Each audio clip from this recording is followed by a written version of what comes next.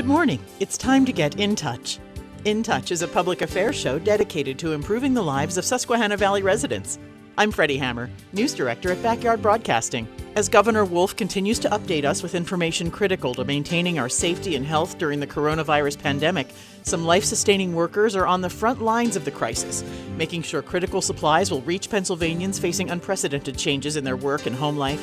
This crisis can bring on severe stressors about feeding a family or making sure the necessary items are available to use as we stay home and stay safe. One person with his finger on the pulse of the food supply chain, which Governor Wolf says is strong and thriving in Pennsylvania, is Joe Arthur, Executive Director of the Central Pennsylvania Foodbank. Good morning, Joe. You and your staff are right on the front line. Yeah, we are, Freddie, and we're proud to be a life-sustaining organization. But it's quite an amazing response we have going. But we're also really encouraged by the federal and the state response as well. So feel like they're big partners in this. We talk often with Carla Fisher, who's a Central Pennsylvania Food Bank Director here in our region, counties that we deal with here in the Williamsport area. But you are in the Harrisburg area right now. Through Central Pennsylvania, we serve 27 counties. So we have the Williamsport hub, and then we have the main hub in Harrisburg.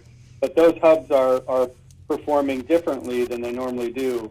We're in total crisis response. So, for instance, we have stood up 2 weeks ago, actually, started a huge off-site packing facility in the Harrisburg region to support our 27 counties with what we call crisis response boxes, which are really important in this. And that is boxes of shelf-stable, healthy food products for families in need.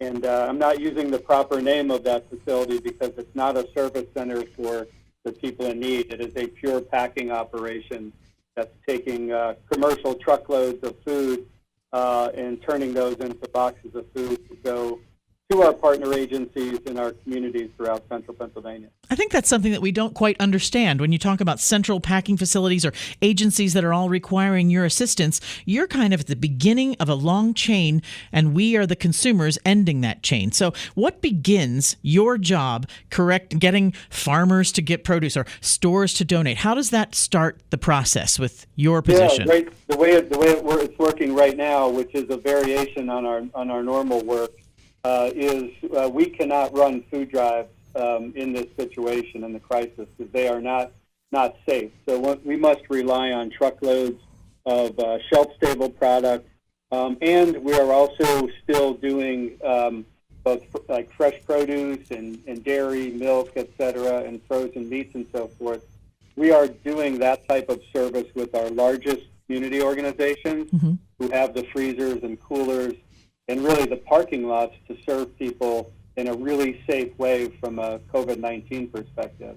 But a lot of our service now looks like community pantry that relies on us receiving boxes of these pre-packed, shelf-stable foods so they can serve a family right at the curbside, right in their parking lot, put it right in their trunk and on their way, serve them quickly and safely. So the food comes into either the packing center or it comes into either of our two big hubs, and we put it in a form that can be used quickly out on the street. Again, pre-packed. Nobody's doing any shopping or anything like that because we need to keep everybody safe. As far as the funding that has come down from Pennsylvania, how much does that help your operation? I mean, I'm sure you have funding from other areas, but it sort of changes during these times. It does. So because we have a declared disaster here in Pennsylvania, we have some federal and state funding that we can put into the crisis, and also supplies of USDA, U.S. Department of Agriculture food that we can put into the crisis stream because of the great work of our Pennsylvania leadership. We have the waivers and the disaster declarations we need to do that. But what we have found is there's a very significant amount of other food products that we need in volume that are not covered on that USDA list that we're actually having to acquire from our good commercial partners who are doing a great job, but everybody has to pay for the food. So we're using donor dollars to support those type of expenditures that are not already covered by federal or state funding. So protecting the donor dollars, but what we're finding, Freddie, is that we've got to spend about $100,000 a week on the crisis response that are not covered by the federal or the state government. So pretty significant spending, which is why we're appealing to our donors. How are you helping the children in the schools in this case? Does that all sort of fall under the same umbrella? Pretty broadly. So some of the partners we're working with are our school districts. So they're doing their kind of curbside feeding for students, particularly students in need, obviously. Mm-hmm. But that's only enough food that's for the child for those lunches and breakfasts. So what we are doing with school districts that can work with us this way, and we have a lot of them that we are, we're actually providing the crisis response boxes where they have sites set up that can handle it. So some of the crisis response boxes I mentioned are actually going to families of students in need through district sites that are being announced publicly. But that's case by case throughout our 27 counties, and we're relying on the school districts both to set those up and then announce them publicly, and then we support them quietly with the boxes. Are there any examples that you've seen with the 27 counties here in Pennsylvania, the larger operations? Is there anything that you sort of emulate from them, or do they emulate you? You know what? I hate to brag, but I think a lot of folks are emulating us. They're doing a great job in those big cities, and we're kind of blessed right now that our people are spread out over 27 counties. We don't have huge metro centers, which in this crisis create great difficulties to serve. Mm-hmm. So our service model works very well. We're able to serve people not in large groups by the thousands, which is problematic. So I feel for our friends in Philly, but know that we're also, with our extra capacity, they are actually sending us commercial food, and we're packing some boxes for them as well because our packing center is so large. We can do some of that additional service. But I would just say some examples of where things are working well. Right in the Williamsport area, we work extremely well with the Williamsport School District. And here in Harrisburg, we're working very closely with the Harrisburg School District, the Lancaster School District nearby. Those are examples of just some of the school districts that, and we have more, that are really going all out for their students and calling on us for some targeted family support. So just giving an example there. When it comes to the crisis response, people may need the foods in their homes. Do they contact you directly, or is this a matter for 211 as far as getting services and identifying needs in the public that is calling in for these services? Yeah, the way for folks to find out about services and how to get them, you mentioned 211. That's a great resource. 211, call them if you're doing a phone call. They'll refer to us. But also, an individual that might need help can go to our website, centralpafoodbank.org, and we have a food finder feature there where they put in their zip code, and a list of partner agencies will come up. And we also have a very important helpline. I'm going to give you the number right now, okay, which is 877-999-5964. Again, Central Pennsylvania Food Bank helpline is 877-999-5964. So either the web or the helpline, and our website is centralpafoodbank.org. Those are the ways to get in touch with us, and that allows us to triage the contacts and work on them quickly. Do you have any volunteers in place at this time to our different facilities?